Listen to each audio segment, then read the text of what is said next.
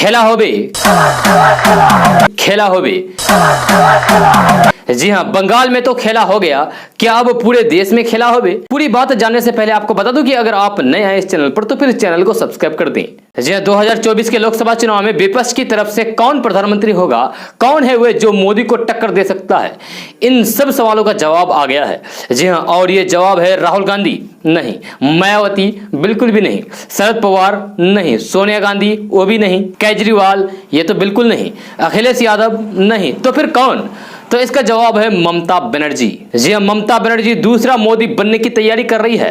यह संकेत तो ऐसे ही मिल रहे हैं कि ममता बनर्जी 2024 के लोकसभा चुनाव में विपक्ष की मुख्य चेहरा हो सकती है, यानी कि नरेंद्र मोदी को टक्कर देने के लिए ममता बनर्जी प्रधानमंत्री की चेहरा हो सकती है। हम आगे आपको बताते हैं कि ये बात हम इसलिए करते हैं क्योंकि पश्चिम बंगाल में हाल ही में हुए विधानसभा चुनाव में अपनी पार्टी की शानदार जीत से उत्साहित मुख्यमंत्री ममता बनर्जी ने 2024 के लोकसभा चुनाव में नरेंद्र मोदी सरकार को सत्ता से बेदखल करने के लिए विपक्षी एकता का समर्थन किया है, यानी कि जितने भी देश में विपक्षी पार्टी हैं सब मोदी को हराने के लिए एक हो जाओ। इसका समर्थन ममता बनर्जी ने किया है। आपको बता दूं कि ममता बनर्जी जो अपनी जिंदगी के सबसे कठिन मुश्किल चुनाव में से एक को जीतने के बाद सबसे मजबूत विपक्षी चेहरे के रूप में उभरी है, जाहिर तौर पर देश की राष्ट्रीय राजनीति में एक बड़ी भूमिका निभाने की कोशिश करती नजर आ रही है। इस सप्ताह की शुरुआत में पार्टी की शहीद दिवस रैली में उन्होंने अपना सालाना संबोधन हिंदी, अंग्रेजी और बंगाली में ही दिया था। दीदी क्या मेरे को हिंदी सिखाएगा ये? ओ दीदी क्या मेरे को हिंदी सिखाएगा ये? हम तो उसको कान पकड़ के हिंदी सिखा देगा।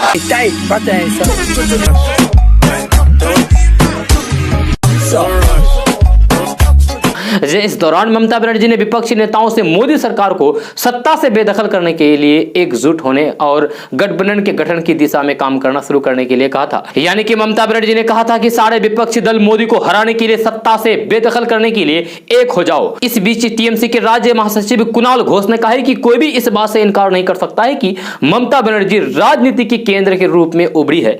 यदि आप उनके भाषण को देखते हैं तो फिर आपको पता चलेगा कि वे भाजपा विरोधी वोटों को एकजुट करना चाहती है और भाजपा के खिलाफ लोगों का गठबंधन बनाना चाहती है।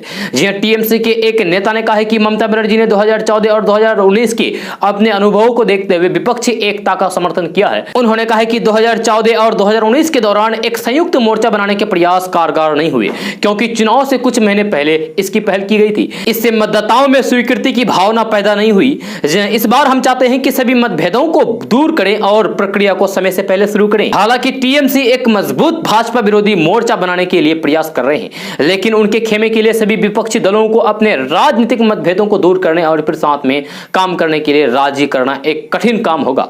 हालांकि ममता बनर्जी के नेतृत्व वाली पार्टी के पास चुनावी रणनीतिकार प्रशांत किशोर है जो उनके लिए बहुत फायदेमंद है। प्रशांत किशोर ने हाल ही में एनसीपी प्रमुख शरद पवार और कांग्रेस नेता राहुल गांधी और प्रियंका गांधी वाड्रा से मुलाकात की थी। इस बीच कहा जा रहा है कि टीएमसी अलग अलग दलों के नेताओं के साथ प्रशांत किशोर के तालमेल का फायदा उठाकर उन्हें मेज पर ला सकती है। उन्होंने कहा है कि 2019 में विपक्षी दलों की सबसे बड़ी कमी जो निकली वह थी भाजपा के अभियान का मुकाबला करने के लिए एक साझा रणनीति का अभाव। टीएमसी की ओर से प्रशांत किशोर जैसे चुनावी रणनीतिकारों के साथ ममता बनर्जी के लिए उन सभी को एक ही मंच पर लाना तुलनात्मक रूप से आसान होगा।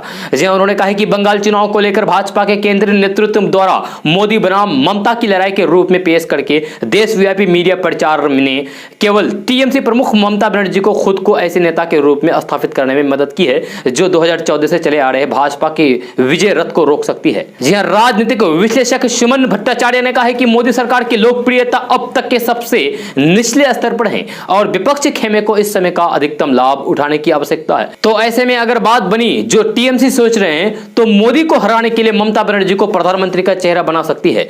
जी हां, मगर इसमें ये कितना कामयाब होते हैं ये तो फिर वक्त ही बताएगा।